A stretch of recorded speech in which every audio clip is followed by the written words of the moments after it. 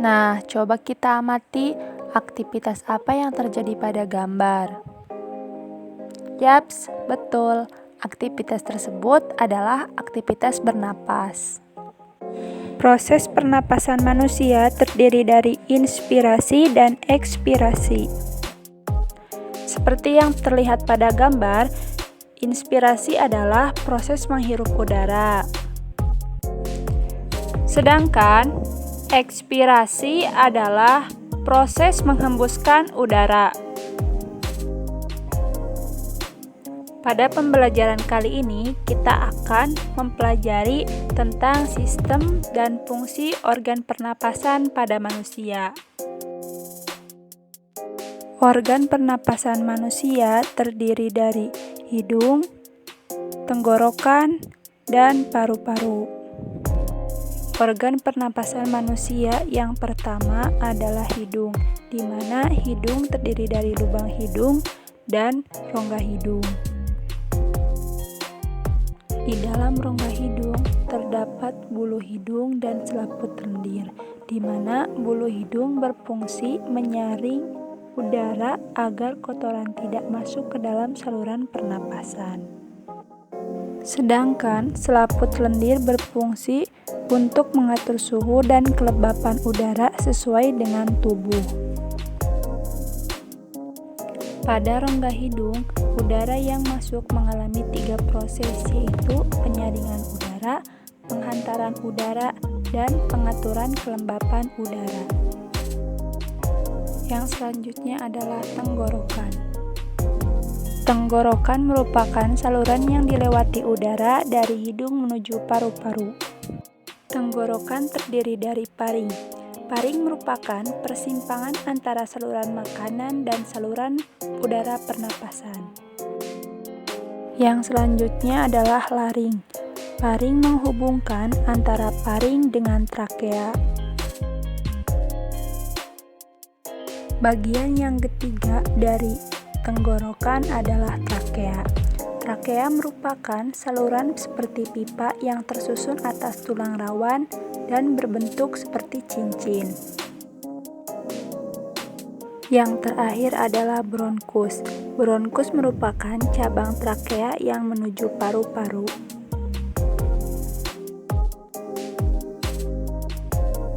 Sistem pernapasan yang ketiga adalah paru-paru, di mana paru-paru terletak di dalam rongga dada. Paru-paru juga terdiri dari bronkiolus yang merupakan cabang dari bronkus, dan alveolus yang terletak di ujung bronkus.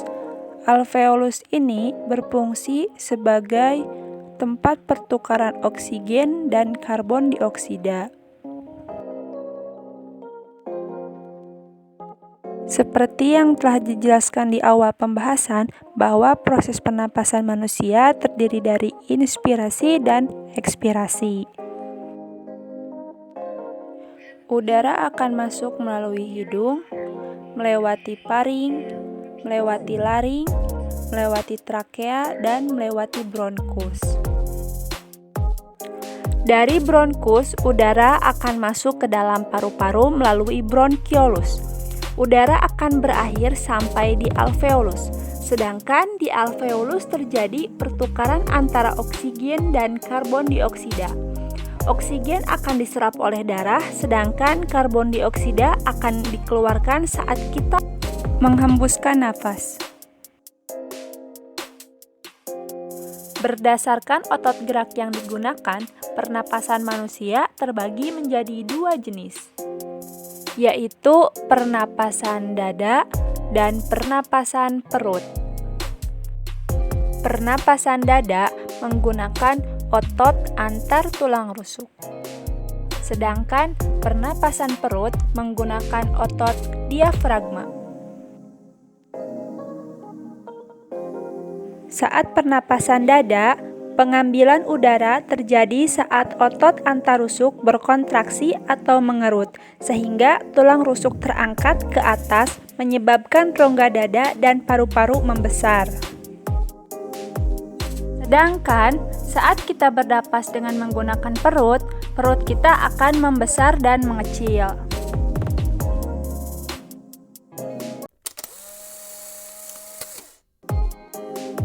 Berikut adalah ilustrasi pernapasan dada. Pada saat inspirasi ataupun proses menghirup udara, udara akan masuk melalui hidung. Ketika sampai di tulang rusuk akan terangkat karena kontraksi otot antar tulang rusuk, sehingga menyebabkan volume rongga dada akan membesar.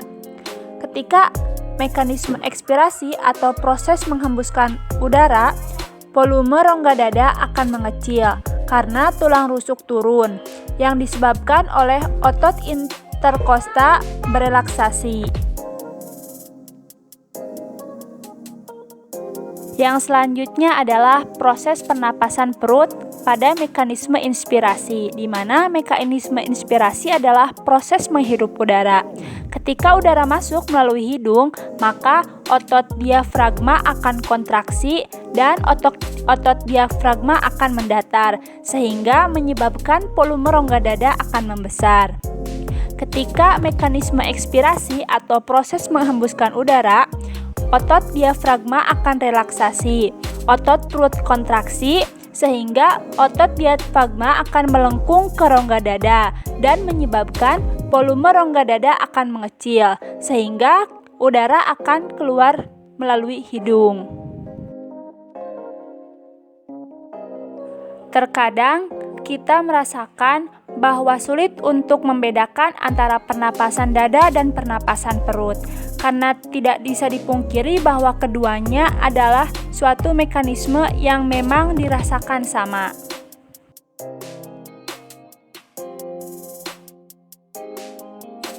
Nah, berikut ini saya akan membagikan teknik pernapasan yang tepat agar tubuh menjadi rileks dan tenang.